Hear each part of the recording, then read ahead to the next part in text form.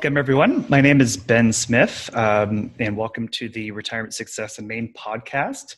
I'm joined by a couple of my teammates here, Curtis Wister and Abby Duty, the Bobby Orr and Ray Bork to my Brad Marchand. How you guys doing? Right. Like it. Doing well. Excellent. Good. How are you, Ben? Good. Well, obviously we're doing things a little bit differently this session. We're still sheltering in place as the date of this recording, so we're getting kind of a little bit more comfortable with our skin of recording in our own homes and getting a podcast out that way. So appreciate everybody bearing with us as we work through some technical kinks there. But one of the things that we've been kind of talking about as a topic is again we're now episode 17, right? So what do you do when you're 17 in terms of age is you start thinking about college, right? So I think that was something that we were talking about for when we work with our clients in talking about retirement is they start talking about goals, right? And start talking about legacy. And one of the things they talk about is, in terms of their lives, one of the foundational moments or years of their lives was usually higher education. Mm-hmm. And it was when they found a love for a vocation. It was when maybe they found some meaningful relationships in terms of friends, maybe in terms of their spouses when they met them there. So there's lots of years I think that people go, that's where I became who I am and who I want to be. And I want that to be given to either my kids or, again, for the folks we're working with generally is maybe the grandkids. Okay. Is they want to, that gives them a feeling of peace so that, hey, if I'm getting closer towards the later stages of retirement, that, hey, if I have money that can help that maybe that next or third generation going to that same place, I think that would help me give a little piece to myself as well. So that was, I think, the conversation Abby and you and I in our meetings as well mm-hmm. kind of have is that's feedback we hear pretty frequently. So with that, we said, you know what, we kind of want to have a college expert that could come on and help us with that. So that was kind of us reaching out to Maria MacDougal, who is our guest today. So Maria is a FAME college counselor. So FAME stands for Finance Authority of Maine.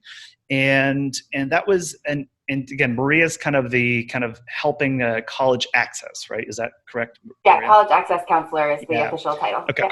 Yeah. So that's the idea is how do we get people to say, hey, this is the goal I want to help this generation have the opportunity to go, not necessarily that they have to go there, but that was the conversation we wanted. So Maria, one of the things that we always like to do with any of our guests is to have them come on and just spend a few minutes just talking about your upbringing.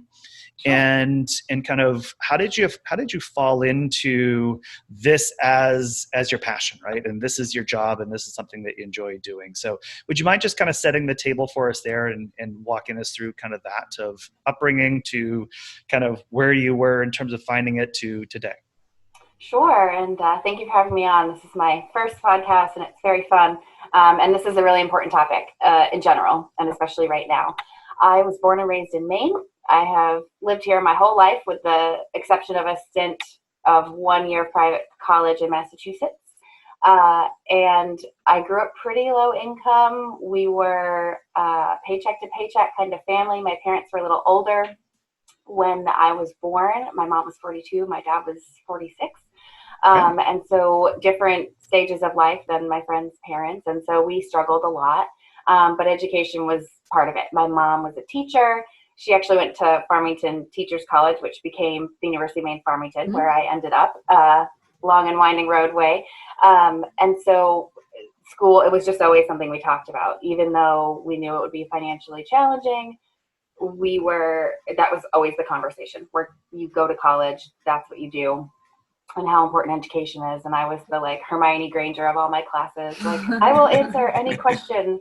I don't like silence. So, which at the time I didn't see as valuable, and now I do.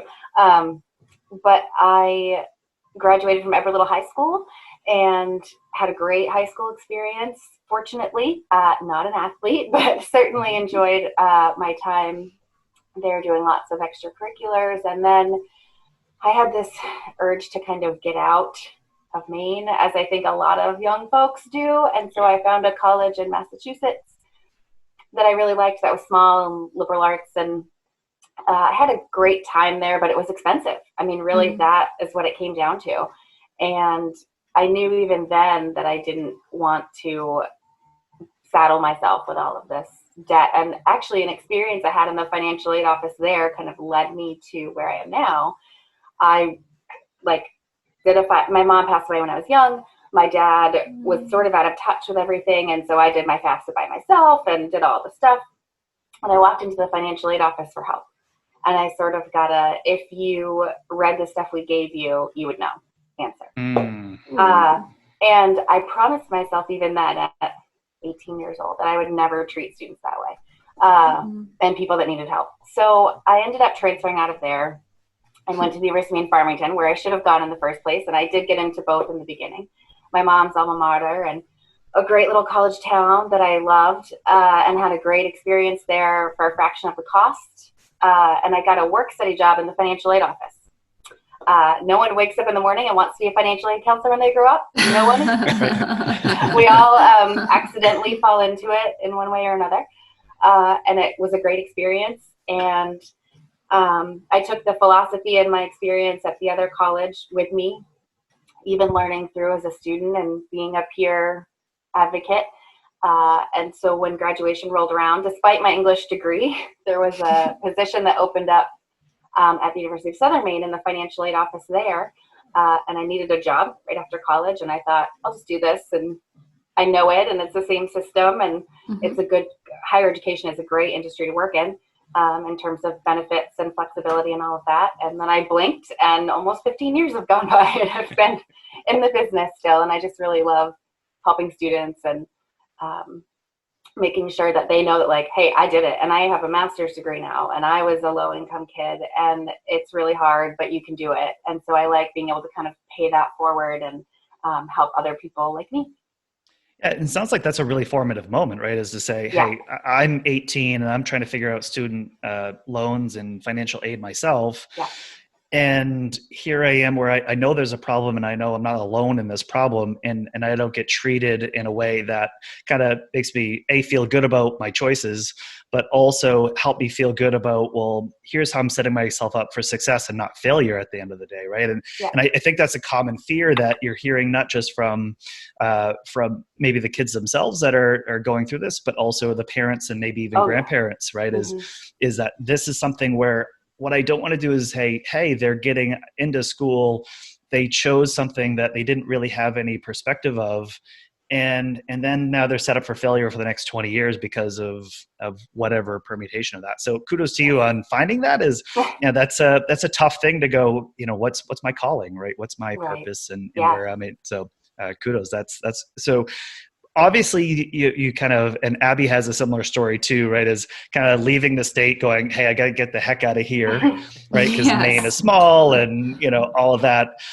Curtis and I are maybe more through and through Mainers here with not leaving for any period of time. I came back. Good or bad. Yeah. So Maria, what was it that kind of said, hey, I want to leave, right? So what was that? And then what was the kind of calling back in terms of, well, I got to go back, and then also why Maine still? Okay, great questions. The drive to get out, I mean, without all the gory details, my mom passed when I was younger. It was really hard. I had to grow up really fast, and I had been engrossed in this whole community, and I thought, this is my chance to go someplace else in a way that I hadn't had before.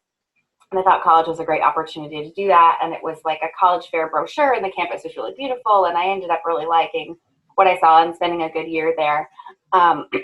Financially, of course, it was much more expensive than an in-state public university. So that was probably the biggest call of like, I knew kind of even then that I was going to be, and I'm a liberal arts kid, so I knew there wasn't necessarily huge earnings potential in my field. And at the time, I wanted to be a teacher. I thought I was going to be like a classroom teacher.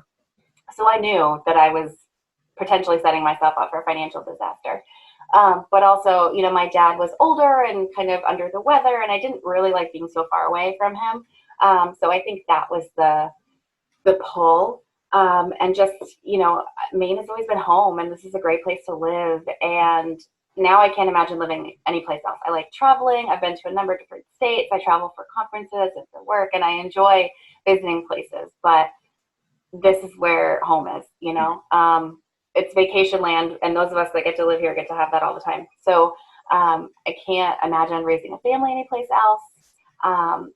And just, I appreciate 4 distinct seasons, because beautiful, warm, sunny days are much more, I can appreciate them more after a deep, dark winter. So. Sure, yeah. Especially right now, right? As obviously this is April, and yes. you're starting to see some sun and some warmth and happening. Green grass. Green grass is coming. So, yes.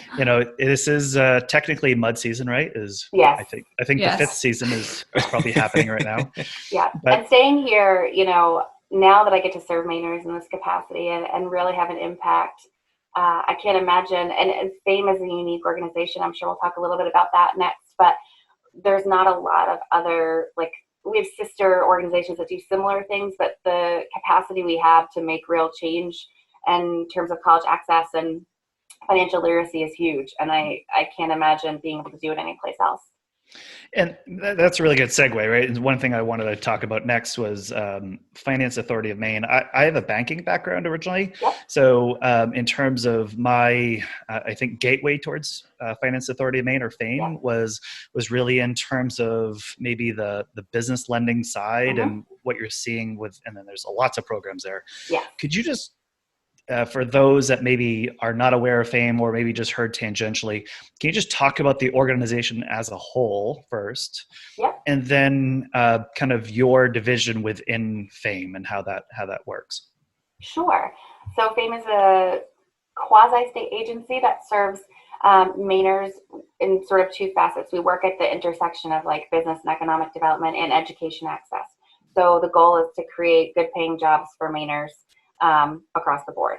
And we do that in kind of 2 ways: by supporting Maine businesses through things like commercial loan insurance. And we have a number of state lending programs that we administer. And then on the education side, which I'm much more familiar with, we do, college access, right? That's my title. College access and financial education is our sort of wheelhouse. So we do, we really take into consideration FAFSA completion. We're doing all kinds of FAFSA events and really overviews of the financial aid process. Others that I work with have a similar background to me. We started in financial aid offices and landed at FAME. We administer some state level, so like the Maine State Grant Program, a few state level loans and education programs on that side. So it's kind of working to get people into college to then get them a good job, and then supporting Mainers who are currently working. Cool. Can you, I think what I want to ask is more about your role, Maria, right? Okay. Okay, in terms of maybe from the consumer side here. So somebody says, hey, I have college questions. They would reach out to FAME at that point. And either maybe through maybe an organization, maybe a public school, or maybe just individually, would they reach out to somebody like yourself and say, hey, I have questions about accessing college. I don't even know where to begin. How do you interact with that process? How do people get in contact with you? And then what happens? Yeah, that's a great question. So it kind of happens in a number of ways. We are primarily outreach. So there's college access counselors and 2 others like me. We split the state kind of in thirds, and we travel to high schools and we do financial aid nights, we call them. So an overview of the financial aid process, typically for juniors, to sort of say, here's what you need to start thinking about. This is kind of an overview. We do that for students and parents, so generally in the evenings.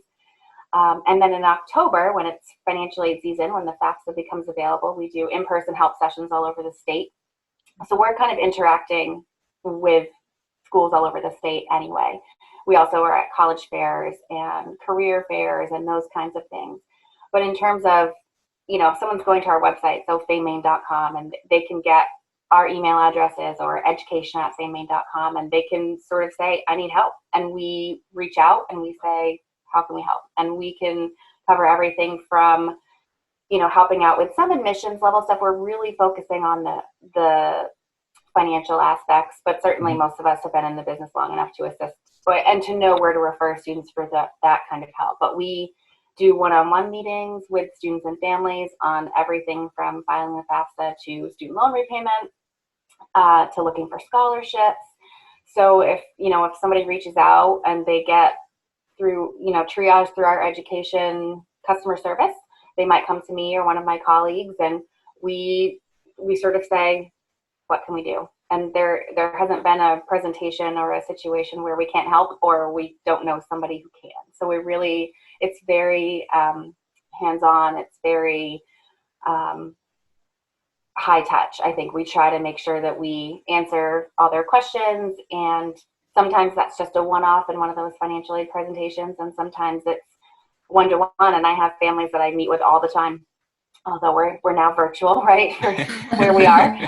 But, it's getting a coffee downtown and sitting in a coffee shop and making sure they've got their FAFSA done. So it looks different depending on what the needs of the student and family is. So as a state agency too, right? And this is something where what we've had with some of our guests that are, I think similarly positioned to you in their topic is, I think there's a misnomer of, hey, I don't know what I don't know. And if I contact Maria, am I going to get a bill, right? Am I going to get, is there, here's an expert that's spending time with me or meeting me at a coffee shop or whatever is happening, then what is reasonable in terms of an ask to Maria? Because I don't want to ask for too much, nor do I want to ask for something that all of a sudden I didn't realize there's a cost associated with that. So can you talk about maybe that myth there in terms of how people are interacting with you?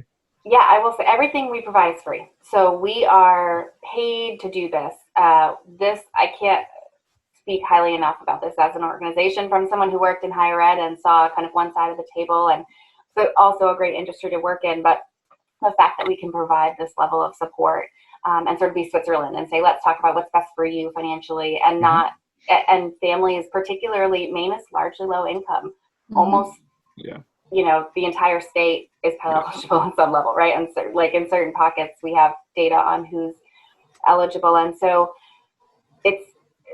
I have families all the time, send me an invoice or how much is this going to cost? And I get to say, like, this is free. This is what I get paid to do. And so we have the ability to really reach a lot of people who might not otherwise be able to get that kind of support. And there are, unfortunately or fortunately, other services out there that can help, but certainly many of them have a cost attached. Yeah. And so I think that they're just assuming that we also will, and we don't. And so that's a really great benefit. And so, we will help to the extent that student and family or individual has whatever they need to succeed. So, and I'll just ask maybe another follow-up to that, Maria, in terms of the kind of the question there is, so obviously in terms of cost, that's a really great thing that, hey, if somebody needs access to it, that they can ask you.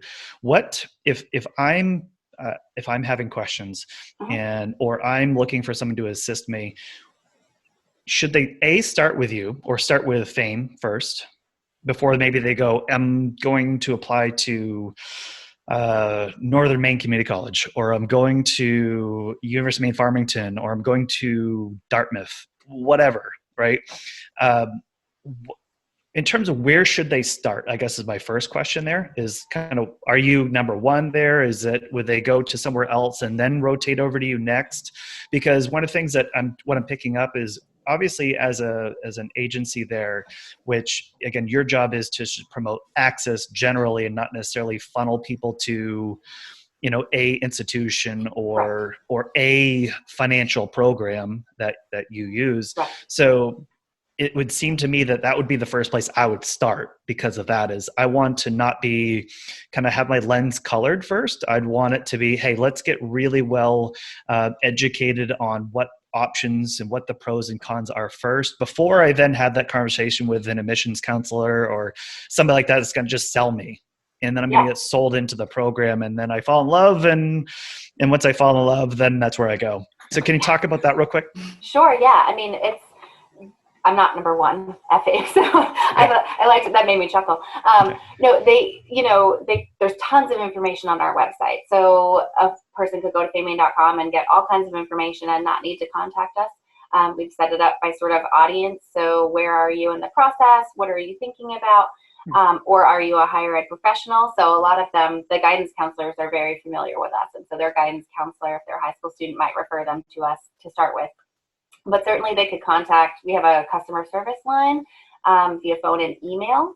So they could start there. And generally, and those folks are incredible. They know tons of FAFSA questions. They can help with college savings. They can answer a multitude of questions. And then sometimes it might be that they need to send it to the next level. So they might refer to me, or depending on where the student or family is, one of my colleagues particular to a certain region.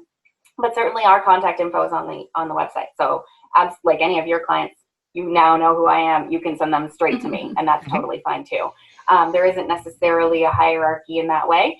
And sometimes it happens to be a one-off. I'm never not working is the joke. So like I'll be at a restaurant back when you could do that and hear people talking about student loans, and I would waltz up with my business card like, don't mean to interrupt, but I can help. This is not weird, I swear. So, it kind of happens in different ways, but it's, if you get to the organization just on the web or through the phone or via email, you're going to get quality customer service and get the questions you need answered in multiple ways if need be. Okay. One thing I think at this point in the podcast, what I wanted to rotate to Maria was in terms of this section are really this whole idea about leaving an educational legacy, right? Is that, here's parents and grandparents and why do they helping their kids? And okay, it's just natural, I think, to want to help your kids, obviously, but the why, right, is the why. And I think that's what we've kind of identified is that educational legacy by assisting with college expenses. And so that's a stated goal that we hear a lot, but the how, right, is the what and how much, and all of that is, I think that's a big tangled ball to unravel with people. Yeah. And there's pros and cons to all that. So we wanted to spend a lot of our time today on this show was kind of working through that with you and just kind of picking all those things apart. So the first question I wanted to raise to you was in terms of the clients that we come across expressing that they want to assist their next generation with educational expenses, but it's from their assets, right? I have a 401k, I have retirement money, I have savings, right? I've worked my whole life to have this nest egg, little, big, whatever, and they want to help the next generation or next generations. Can you talk about kind of all the kind of post-high school options of what that could entail? So again, what I'm thinking there is in regards to if they were trying to help them, how could they help kind of go beyond high school? What's the process there? Yeah, there's, just the fact that folks want to leave this legacy is excellent. So the thing we always say at FAME is savings is the most important thing you can do to set yourself up for success in the post-secondary plan, no matter what that looks like. So there's, I'm sure we'll talk a little bit more about kind of different vehicles and ways to do that, but it's going to depend on the particular student and family. So when we say college, we don't just mean 4-year public or 4-year private, right? It might be an associate's degree or a certificate program or micro credentials. There's a goal through the Maine Spark organization, sort of coalition of 60% of Mainers need a credential of value by 2025. So we need about 158,000 more jobs to really keep the economy. And who knows what that looks like now, given where we are in this COVID world that we're in, and folks are losing jobs left and right. So some kind of credential of value is the phrase that we use to talk to families and students. So sometimes we say college, and we have lots of communities in the state where it's just not a college-going community. And so when we say college, we don't necessarily mean expensive 4-year public or private. It can look like any kind of post-secondary degree program, and there's lots of different ways to do that, and you can do it in an affordable way. So if a person is able to only leave so much or delineate so much from their retirement, they don't have to feel like it's not enough, because there's always a way to do it, and it can supplement financial aid, and anything is better than nothing. So even if you have just a couple $100s set aside, you're more likely to persist and to start the process than if you have nothing. So the fact that there would be anything available at all is a great starting point. So you kind of touched on it, but the coronavirus, and even before this came out, the future of jobs and income in Maine, and how does education fit into that, right? So we've been hearing from some clients that was my college degree really worth it because I came out with so much debt, and the job that I gained from that, I'm having a hard time paying it back. So is that a myth? And what are some of the pros and cons of, attending a post-secondary education? Sure. One of the challenges is that we have the media that tells us all these like horror stories, right, about people in those particular situations. And one of the things we talk about, and what's great about our organization is that we talk about making them plan, right? And so doing the research to make an affordable decision on the front end. So if I had had me when I tried to go to that private school in the beginning, I might not have made that decision because I would have looked at it a little more financially globally and said, I don't think this can work out. So we counsel on make use of something like a net price calculator, which all colleges are required to have, that helps you calculate what the cost is going to look like year over year. And planning for, okay, let's compare these two financial aid offers and see what the bottom line is, because it's not clear just by looking at that letter. So there's a myth that college isn't worth it because we're hearing all this stuff about people being saddled with debt, but you have to sort of back it up a little bit and say, where did they decide to go? Did they have anything saved? Did they apply for financial aid on time? So that's always my little soapbox in like the comment articles. So I have to be careful because I'm like, what's the whole story? Did they go someplace they could afford? The reality is education matters. So you can make $1 million more over the course of your lifetime with a bachelor's degree than with just a high school diploma. So we keep checking that statistic. It keeps being true. Your earnings potential is greater with some kind of post-secondary education. And more jobs are requiring a bachelor's degree. Many are even starting at like a master's degree required. Certainly now in this COVID world, there's going to be, I think, more flexibility, and there's going to be a need for retraining and additional education. But it really comes down to having those affordability discussions early. And certainly, like, I have student loan debt from a bachelor's and a master's, but I have both liberal arts degrees. And so people would say, an English degree, what are you going to do with that? And I would say, whatever I want, because I can communicate effectively. But I think it just comes down to having those affordability conversations and, doing the research. So there's lots of great ways to research starting salaries for certain fields, certain jobs, and identifying a baseline of where you might be looking, and then, utilizing financial aid as much as possible and looking for scholarships and those sorts of things. So return on investment is a conversation we have a lot, and affordability, and making sure that students are, and that's part of what we do. We want you to file your FAFSA on time so you get the most financial aid possible, and really help you look for scholarships and all of that. So you kind of have to think about planning ahead is really the big key, and thinking long term, not just what's this first year going to cost me, but what are 2 or 4 years going to cost. Just to kind of follow up on Abby's question there and your statement, Maria, about the myth of college not being worth it and sort of debunking that.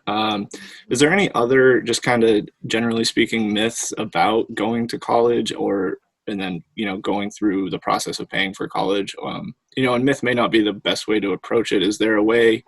Do you have any kind of key takeaways or just kind of tidbits that you feel people should know?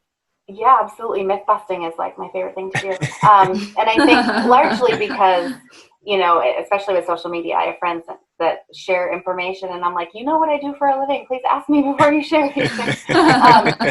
But, there's myths about, that if you get so much in scholarships that you lose financial aid, right? And I think that's a big one. And people say, oh, I heard if I have savings for college that I'm not going to get as much financial aid. The offset really you have to think about is it would have to be a significant amount of money to really devastatingly impact federal financial aid eligibility. And the trade-off is that for every dollar you have saved, it's one less dollar you potentially have to borrow and repay with interest, right? Exactly. So we talk about that all the time. In a situation where there's money received either via scholarships or savings or what have you, the financial aid office is always going to reduce loans first. They're always going to try to find ways to make it fit in. So I'm not sure how that myth got started. There is an impact in financial aid, but it's nominal, and income is really the bigger driver of financial aid eligibility at the federal level. Okay. So, assets are protected a little bit differently. So that's a big myth. I think that there are others that kind of float around, and certainly scams also. People telling you can do certain things, or agencies that charge for the FAFSA, which the first F in FAFSA stands for free. So it's a free application. So we're constantly kind of battling that. And also I think there's just a myth that debt is bad in general, right? And so we spend a lot of time saying a lot of people have student loan debt. And what you don't hear is the success stories. And that for many families, that's a reality. I couldn't have gone to college without student loans. There was no way that we would have been able to afford it. But it's not bad debt to have as long as you pay it back. The federal loans have great repayment options. There's even forgiveness things built in, flexible repayment plans. So I think we spend a lot of time, we hear like the $1 trillion student debt crisis, but we can make it a little bit more micro and talk about it's not necessarily bad debt to have as long as you're able to pay it back. I think those are kind of the big things that we hear that we have to kind of work to debunk. And I'll we're in videos as well, so I do want to share something with you in terms of a screen. But this is something where we use this quite a bit. This is from JP Morgan. They have the Guide to the Markets. So this is free. It's on JP Morgan's website. You can go to it and download it. It's updated every quarter. So obviously, so we're recording April, right, in 2020, and we just lost a ton of jobs, right? 5.25 million jobs in the last month just got let go. And so this is something where when we hear about the need for college, so there's two charts, and for those in the audio, I'm going to try to describe this to you. So this is the podcast challenge, right? Podcast challenge just described financial charts. So unemployment rate by education level is the first one we're looking at. And this goes from 1992 until 2020. And everybody can see that, right? Yeah. Okay. So if you look at the college or greater, so you've completed college or maybe you have an advanced degree on top of it, you can see the low rate of employment that basically even in the peak of the financial crisis, unemployment was around 5%. If you were less than a high school degree, you can look at 92, the average unemployment rate is about 11%, where again, college or greater was around 3%. And you can see the peak in terms of the financial crisis that unemployment went all the way up to 16%.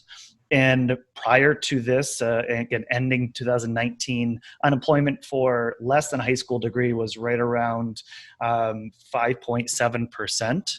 So it's just something where, look, I think yes, it's in terms of jobs that we're trying to find a match to, a job to your degree and making sure that those are good matches all the time. But also in terms of maybe security, right? Maybe not only just do I have a job, but am I more likely to keep that job? And by having transferable skills, and I know, Maria, obviously you started out as an English major, right? And now you're in financial, which is the other brain. But that's something where you're able to learn, right? Is by having you're getting trained to learn and port skills over. And that was the other chart here that shows the average annual earnings by the highest degree it earned. And so a high school graduate, again, this is 2018 data, and this is, so a high school graduate would be earning right around, again, average would be a $39,000 plus or minus. If you have a bachelor's degree, your average earnings is around $71,000. And if you have a master's degree or advanced degree on top of that, your average earnings is $99,900 nationally. So just talk about the $30,000 jumps on every level that you achieve. So yes, you're getting debt, and with those are probably we have different attitudes about debt, and I think Abby and I have a conversation too. There's a healthy amount of debt and there's an unhealthy amount of debt. So figuring out that balance. But this is something worth investing in. And I think that's from the listeners here and trying to figure that out. I think that's something where we were just trying to kind of explain is, hey, this is an investment just like if you had a stock, if you had a bond, but I'm investing in a family member, a loved one, and this is what I want to see them achieve. I want to see them stability in their career, and I want to see them with higher earning potentials.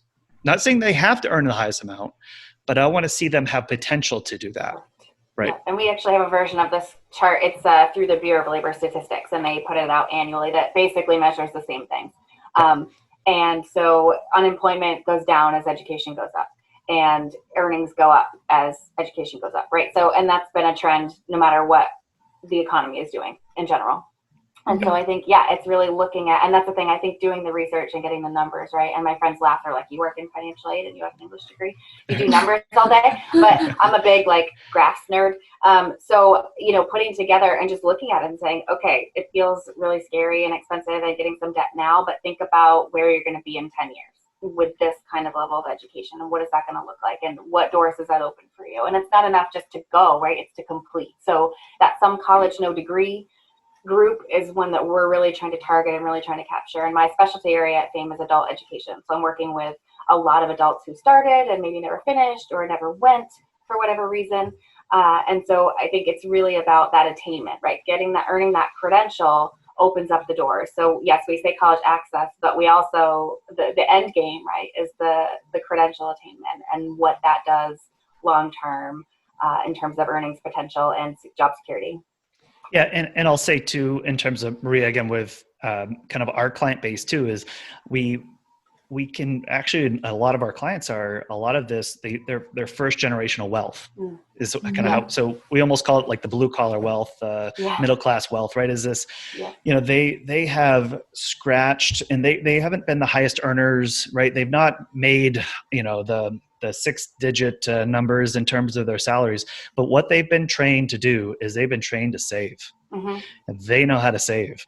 And one of the things that they look at is they say, and you hear this in different echoes, is that echoes from previous generations. Look, I don't want my kids to work as I did, right? I want them to work smarter. So that's something that they're looking to invest in. And for us, one of the things we're trying to figure out is, again, how do I stretch every dollar of their retirement? Let's identify goals and make sure we're trying to hit every one of those we can. So can we talk about, we've kind of danced around the topic a little bit, but let's talk about wanting to pay for kids and grandkids school. Yeah. So can we talk about that pros and cons of, okay, well, and I have a 7-year-old. And my parents approached me with this too, is they said, hey, we want to help, and we want to help maybe give to your son or Caden's 529 account. Yeah. And we talk about, well, or what about maybe putting it in his name and just starting a savings account so at age 18, he then has the money. So, we have lots of pros and cons. What if you're giving a 18-year-old $30,000 in his name and we trust you to go to school with it? Congratulations. So that's what we want. We want to have that conversation with you about that pros and cons. So can you talk about, obviously there's debt as something here, but there's also saving. You mentioned about every dollar you're saving is one less that you have to finance. So can you talk about that these are the channels? Yeah, absolutely. And so there's a couple of different things to consider here. The first is that it's important to know that family household income is the bigger driver. I think I mentioned that earlier. So I'm going to get in the weeds a little bit, but the FAFSA formula has something called asset protection allowance. So a family can have assets, but it doesn't drive the eligibility as much as income does. So, we always say however you want to save is fine, right? We just want you to do it because, again, it offsets any borrowing. In terms of pros and cons, I think, leaving a liquid savings account for a young person that they have access to, maybe not. It would depend on the kid, I guess. I think what's great about 529s is they're for educationally related expenses and they go directly to the school. And so if there is a concern about, we say a lot, it's a great way for grandparents to give gifts that they know are going to go to something valuable and aren't just going to get sort of blown on whatever.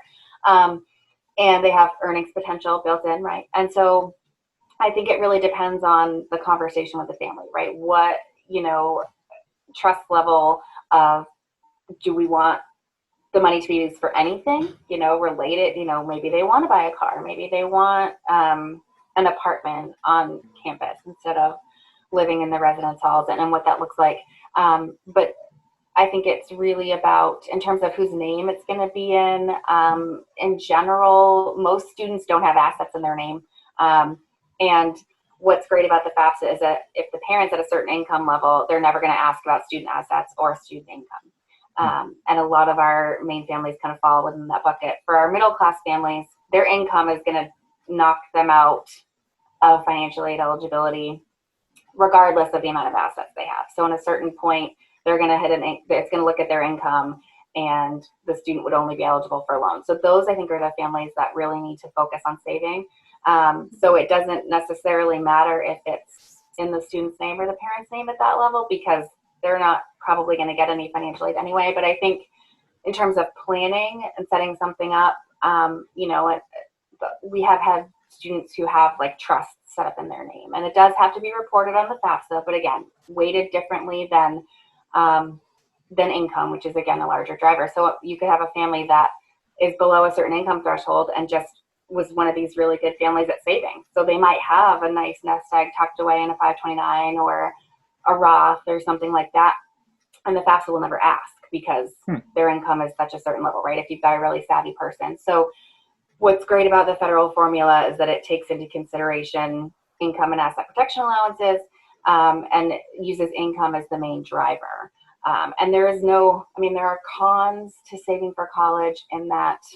So if a 529 is in a student's name, the withdrawals that they take out are counted as income. It would have to be reported on the next year's FAFSA, all of that. Mm-hmm. But we have ways to help families navigate what that looks like in terms of reporting and all of that. But again, they're using like free money versus borrowing and repaying, right? So you have to examine that trade-off in terms of long-term impact. And Maria, can I jump in a different angle here? And we hear this a different way, is that, so there is a concern about saving because they don't want to oversave and then go, well, what if my child, so I'm saving and he's 3. He's got the Harold Alfond grant and the 529 and that's going. And I don't know, I don't even know what their aptitude is, what their attitudes are towards it. I really won't know probably until the day they decide at maybe 16, 17, or 18. So in terms of oversaving, that's a concern that we hear from a parent and grandparent perspective of, geez, what if I gave money to something that now, what if they don't use it? And have I now not, again, highest and best use of dollars, right? Highest and best use of savings. Have I now given away something that if I know what I know now, that's probably wouldn't how I would have done it. And now they're not going to go to school or they're not going to be used that way. What would you tell that concern? I would say it would depend on the vehicle in which they were saving, right? So from a 529 perspective, those can be rolled over to other beneficiaries, other siblings, other grandchildren. So we have a number of families like, well, we saved for the oldest and he's going to the Peace Corps or whatever. And so, but again, it would be a matter of, and at that level, the funds can be used for non-educational expenses. It's just different tax implications, right? So it's really, I would say that family, I'd rather have you saving than not. And over saving, I don't think is a way I've heard it phrased before. But I hear where you're coming from in terms of like, what if I put away all this money and nothing happens to it, right? And so I think that the fact that a young child, 3, 4, 7, 8, knows that they have this availability to go to college, I think makes them more likely to go. And there's data to show that, right? So then it becomes the conversation. Grammy and Grampy put money in your college account. That's gonna be a running theme, so that they're gonna know that they have that there. They're more likely to go. So interesting. That's a good point. That is, I think, one of the things we talk about a lot, because young families sort of say that it's uncertain. We don't know what it's gonna cost. What's college even gonna look like when they get there? there's a lot of questions we could speculate. We don't have the answers for, but I'd rather have you saving than not. And looking at, and then building that college going identity and that college going culture and saying, okay, this is as a family, we're committed to making this a reality for you. And you can sort of cross the do you or don't you bridge when you get there. And who knows what it's going to look like when those kids, I set one up for my niece. She's 4. She's going to Harvard. I know it. But, it's like, we don't know what that's going to look like when she goes to school, in the future. But we just all want to make sure that she can get there. Right. So it's a matter of just building the conversation, I think, and reassuring them that it's never a bad thing to save, and there's ways to do something, or to, maybe it becomes donated then, if it's in a savings account or more liquid, that sort of thing. It would, logistically would depend on what kind of account, but they're more likely to go if they know that they have money set aside. And I'll say too, Maria, is obviously that's something where we help our clients with that, and in terms of trying to figure out those pros and cons of account by account. And right. One of the things we find with the 529 plan too, right, is in terms of you taking the money out and it's not used for educational purposes. We have our blog post, which has this podcast. We'll put a resource there that we can link to, that folks can, if they have a question about what if I've overfunded, or no, again, our terms overfunded, and they want to just take it out for non-educational purposes, what happens? Yeah, I can certainly make sure you have the link to the website to get all that information and what the ins and outs look like and what is an educational related expense and all of that. Perfect. So to kind of go off what you were just talking about, forecasting costs in the future. So if you are a grandparent and you're saving for your grandkids' college, how can you forecast how much you should be saving? I mean, college expenses are going up year over year. Is there a formula that you guys have, or some way of getting that magic number? It's interesting because there really isn't a magic number, right? So it's going to depend on what kind of institution they would be going towards. So is it a community, are they just somebody that's going to get a certificate in, or an associate's in a trade? A community college program is much less expensive than a 4-year college. So I would say, in terms of forecasting, the tool I mentioned in the beginning about the net price calculator is kind of a great way to assess an out-of-pocket cost for 1 year at a particular college. And so it might be a little research, pull a number of schools together, do a couple of calculators, multiply by 4, and a percentage increase of, 4 to 5%, let's call it, every year. And that might give you a ballpark figure.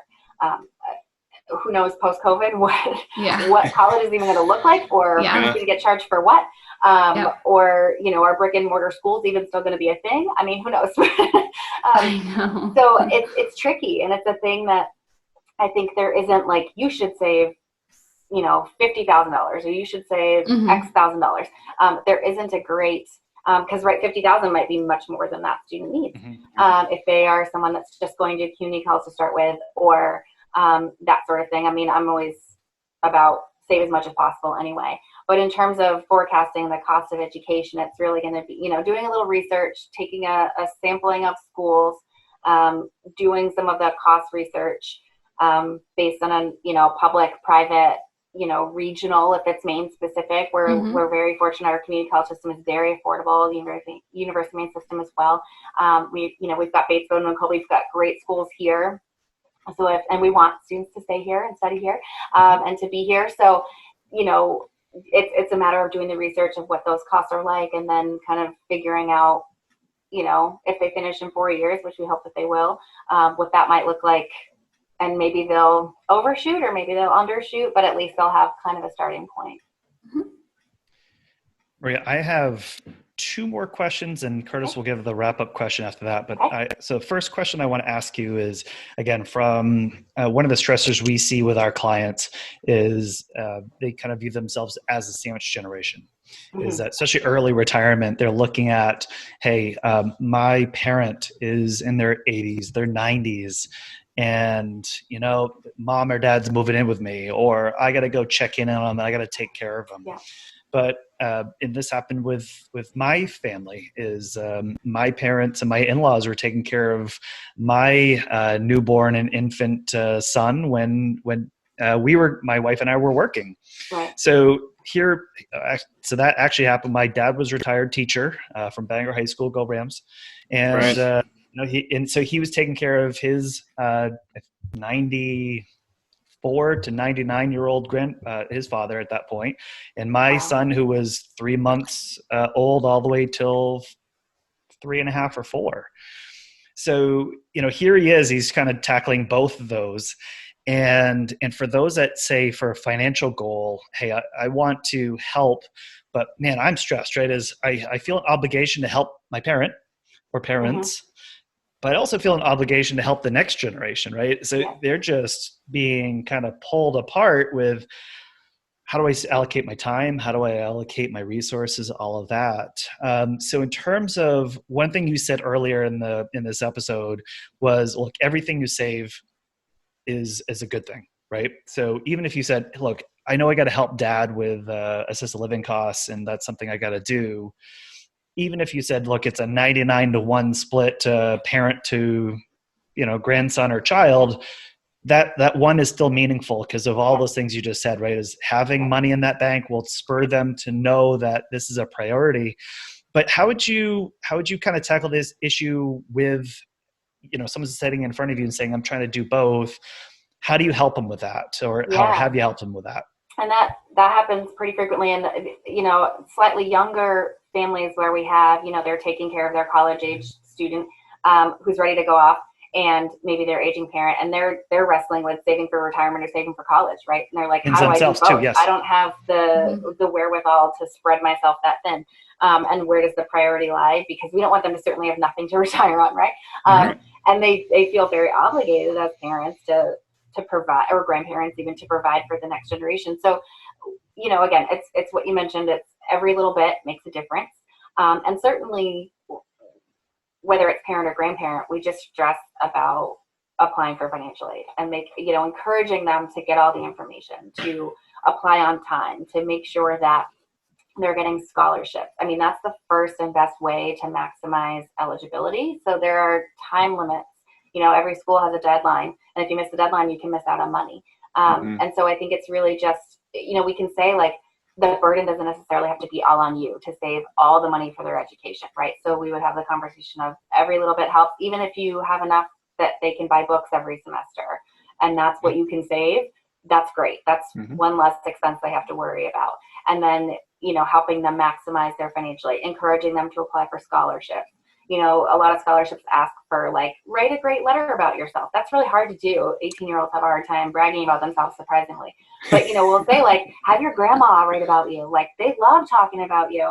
And so I think that there's ways that they can assist without necessarily feeling for, the heavy financial aspects of it and feeling like they have to wrestle that line. So there's other sort of supportive ways that they can do that. But, maybe it's okay, we can help you buy your books, or we can save for 1 year of college. And then, you'll have to do it on your own moving forward. It's really going to depend, again, on the family circumstances and kind of where their priorities lie. But we do hear that pretty commonly. Like, do I save for college? Do I save for retirement? And what does that look like? And I think that there's they have a target retirement amount in mind, and they think they want to save for as much of college as possible, and that's great. And if they're able to, that's wonderful. But financial aid exists for a reason, right? And we would also reiterate the point that, like, debt's not necessarily bad as long as they're borrowing responsibly and are, earning that credential to be able to pay it back, and really trying to assuage that worry. Because we hear a lot, like, I don't want my kids to borrow anything. I don't want them to have any debt. And in a perfect world, that would be great. I think we would all prefer that. But the reality is most families have debt. And again, it's not necessarily bad as long as you're paying it back and not defaulting and those kinds of things. So it's really about having those conversations, looking at the bigger picture, not just like, what is that amount in the bank account, and how much can it go towards college, but really making sure that they've got that college going identity, that they recognize that it's important, and that, the financial aid process exists, and that they should be looking for scholarships and working really hard and getting the credential to be able to get a good paying job. Okay. I want to ask, actually, I kind of thought of another one as you're talking there too. Sorry to keep you going on that, but one of the things I'm just thinking about too is, look, obviously we just talked about a lot of people just laid off, right? And it doesn't matter what age you are. And there's a lot of people that we talk to, and you kind of talked about, hey, I was an English major who ended up into financial aid and math. We kind of find ourselves, we were the math nerds that then end up into coaching. Right. So it's like we ended up into the psychology. So we all have to use lots of different things in our jobs. But in these times, we have people come to us and say, hey, I did just get laid off. Right. And we start talking about life purpose and what drives you, and what's one thing that you always wanted to do that you never got to do, or what's one thing that really gives you purpose and accomplishment. Maybe it's when you retire, but maybe it's now that I'm in my 50s and I've been let go of my position, and this is a great time to be introspective. And on top of that, interest rates have continued to come down quite a bit. So if you're thinking about, silver linings and try to make the lemonade lemon argument there, maybe this is a good time to be investing yourself in education. And again, doesn't mean I didn't get that college degree, I should go get it and I should take 4 years to go do that. Maybe it's a certificate. Maybe it's I overuse this. Maybe I always want to be a welder or be a carpenter and always want to do something with my hands. Can I go to a trade school and go learn that thing? And I can see, if you fast forward maybe 12 or 18 months right now where I don't get my original job or vocation back, and now I start looking at and expanding my options and opportunities, that someone would go do that. So what I want to just zoom you out, Maria, is a little bit of, I'm not 18 and in this situation, I'm going to school right after high school, is I'm in transition in careers. And I'm thinking about education as an opportunity. How would they engage with you, and how would they kind of refocus to figure out, all right, this is the goal. What schools are available to me, and then how do I afford it, whether it be, again, savings or debt? Yeah, that's great. And that's a lot of what I do as, sort of the adult ed specialist in my field. So I'm working with the adult ed centers in Maine, and it's lots of those folks that are in transition, right? And re-credentialing out of necessity or desire, right? And so I remember at the Barclay Center in Wilton that went out of business, I want to say last March, they were doing a resource fair as things were winding down. And we were at a table there to sort of talk about, okay, maybe this is the great time to go back to school, right? And I had a number of folks at the table and say, well, I've always wanted to finish that degree. Or, I never thought I had the time and now I've got the time. And so I think that's a pretty common thing that we hear. And especially I think we will definitely now post-COVID. We were just talking about that at a staff meeting. Like, I think, there's going to be an uptick in retraining and recertification because there's going to be a need for that. And so same way they can get to us, me directly through the website. Adult ed centers in the state are incredible. They're a great starting point for, if you need to brush up on study skills or math or reading, particularly for English language learners. Adult ed does amazing things for our new Mainer populations in terms of getting them ready to get on to the next level. So, they can get that through that way, or certainly just directly through us. And so generally that person, as an adult learner would fall in my wheelhouse, and, same kind of conversation. We sit down and we say, here's the, what are you thinking about? What's your goal? Like, what's the dream school? Or did you already start some college and you want to continue what you were doing or transition it to something different? And then we just look at the best program in terms of what they want to do. Do they start at the community college, or maybe they have enough credits that they could go right into one of the University of Maine schools, depending on what they want to do. So it's a similar conversation, except adult students have all these other things going on, right? So they have families and mortgages or rent and juggling all that stuff. And so you kind of have to think about holistically making a little bit more of a firm plan, right? So the financial implications, same thing, they can qualify for financial aid. If they don't have a bachelor's degree and they're eligible for federal Pell Grant, they can get that no matter if they're 18 or 50, right? It's really about their income and what program they're looking to enter.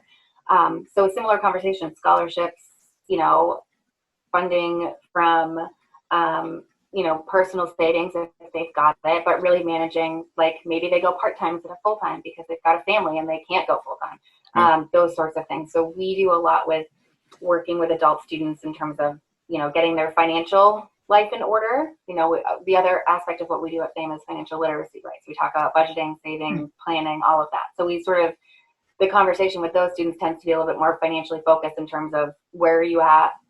Do you have a budget in place? What is that going to look like when you're adding tuition costs and books and all of those pieces? So the conversation is slightly different, but the opportunities are much the same. So depending on what they want to do, we could help them identify the right institution. A lot of them have it in mind already. They're like, okay, I'm going to go here because I did the research. I just need you to help me figure out how I'm going to pay for it. And so we have the same kind of financial aid conversations in terms of scholarships and applying for aid. And they might not have saved anything for themselves for school, which is pretty common. If they have children, they're saving for their kids, but they're not necessarily saving for themselves. So, there's not generally a lot to pull from in that aspect. But, there's lots of scholarship opportunities for adults in the state. And we just did a webinar for financial aid offices about sort of best practices for helping adults through the process.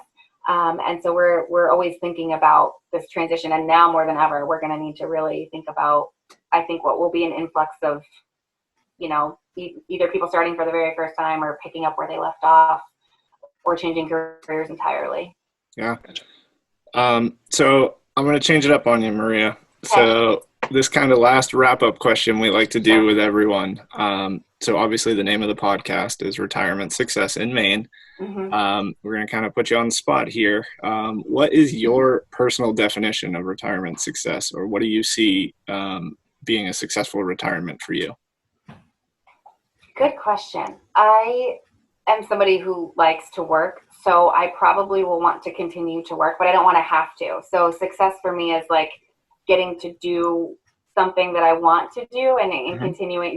There's a program in Maine where retired financial aid folks go into schools and help families do FAFSA. So they're like an annex of us. And I'm like, I'll do that. That'll be me. I'll be like 75 and helping people with FAFSAs or whatever the application is at that time. But I don't want to have to, right? And I want to be able to travel. And, my parents didn't have anything set aside for retirement. They were, my mom passed when I was little. She was a teacher and didn't have a lot saved. And my dad was blue collar, paycheck to paycheck. So it's important to me to be able to have a retirement and to leave a legacy for my family, and to donate to organizations that I want to leave enough to create a scholarship fund. That's awesome. My other big goal. That's awesome. is in this job I get to identify gaps, in terms of emergency funding, and particularly for adults, and making sure that they can access money to fix their car when the car breaks down and they can't get to class, right? And identifying some of those gaps. And so my end game, I always said if I ever won the lottery or had enough at the end of my life, that I would put a fund together for that specific pathway to education. That's really awesome. Nice. Well, Maria, thank you for being on the show today. It's first of all, it's a treat to have you on because we get these questions a lot, and to have somebody of your stature to come in terms of give us expertise, have a conversation with us, kind of address these specific issues that our clients are facing. It's been extremely valuable, and I know going forward, even outside of 2020, it will be really useful. So appreciate you doing that for us. Yeah, thank you for having me. It's been really fun. I hope that it was helpful, and feel free again to send people directly to me. That's what I'm here for. I'm happy to help clients no matter what part of the process they're in.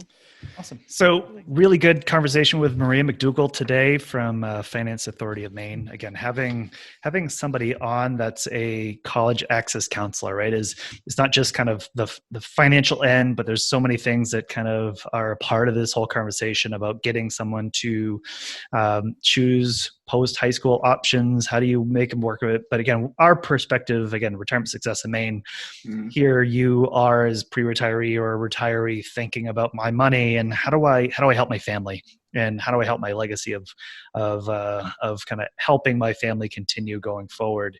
So again, with all these wrap-ups, what we like to do is really just kind of give some things that we enjoyed from the conversation. Abby, you don't want to start with something you took away from our conversation with Maria? Yeah, absolutely.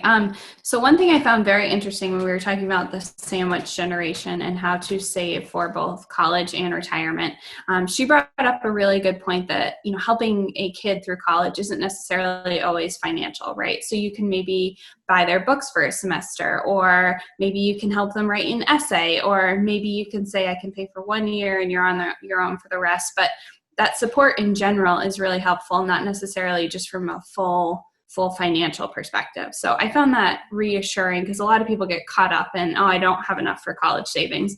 I don't have enough to help out my kid or grandkid. And you can help in other ways than just paying for the whole thing. Yeah, and Curtis and I were in a meeting with a client the other day, and one of the things they said they did was, okay, it is financial and it isn't, was they actually had their grandchild move in with them during the college years, is that they were the parents were not near the college, but the grandparents were. Right. And they said, hey, come move with me, save some money. We'd love to have you. We won't infringe on your lifestyle. We know it's the college years. This is like the 4th year, right, Curtis? It was he was getting ready to finish up, I think. And they're like, this has been the best years of our life. We go to dinner together, and we've just had a deeper and better relationship with our grandson that we've ever had. So, I kind of like that. Yeah. I know we didn't kind of talk about that in the podcast, but man, that's something that was, is it financial? Yes, in a way, but maybe it's more of that they were saving money in terms of not kind of taking money from their savings to spend for them to live somewhere else. Right. Exactly. Yeah. Yeah. So Curtis, for you, was there something that you took away from that conversation? Yeah. It came up when we were talking about, I think, the idea that we hear a lot, or the fear of sort of oversaving or overfunding for college. And it's, is this money, what if the grandchild or my child decides that they don't want to go to college? And Maria provided a pretty cool little insight there. She talked about, making it part of the conversation, or making college part of the picture, I guess, from a young age. It's, you can go up to the grandchild and say, hey, Grammy and Grampy, we just put $20 in your college fund. Continuing to keep college a part of the plan, so that as the child ages and gets closer to those decision points, it's something that's always been, normalized and talked about and feels attainable. So I thought that was really cool to, they kind of speak it into existence at that point. Yeah. And it's also tying the thing of, again, my son, even in preschool, they're, what are you going to be when you grow up, right? I'm going to be a police officer. I'm going to be a firefighter. I'm going to be, on Paw Patrol, right? Whatever, right? So, but okay, the how, right? The how is important. Okay, well, if you want to be a police officer, we actually have a savings account where we're putting money in so that if you do want to be that, that we can make that happen, right? So it's it creates a culture all the time. And one of the things I personally learned from Mary Taylor, who was our guest on a previous episode from Literacy Volunteers, is that kids strive for the educational attainment level of their mother. So that, it basically how the kind of mother attained education, whether it be high school, some college, all college, or higher degree, that the child will look towards that. And so it's all this patterning, right? It's culture and patterning, and all of those things are important. So even talking a savings account into what is the purpose of it and why are we doing it, so that you can have, and this is why those things are important. I think just, especially where there's a lot of generations in Maine that have never gone to college. Right. And a lot of our clients, again, those first generations, hear I didn't finish college or high school. I did, or I finished just high school, or I tried college and it wasn't for me. Those are parts of lots of stories. So it's tough to then go, hey, for my kid, I do want them to do that, even though I was not able. Right. So I think those are all important things. For myself, again, what I kind of liked, again, was that whole, that every dollar saved conversation again. And I know all of us have kind of touched on that.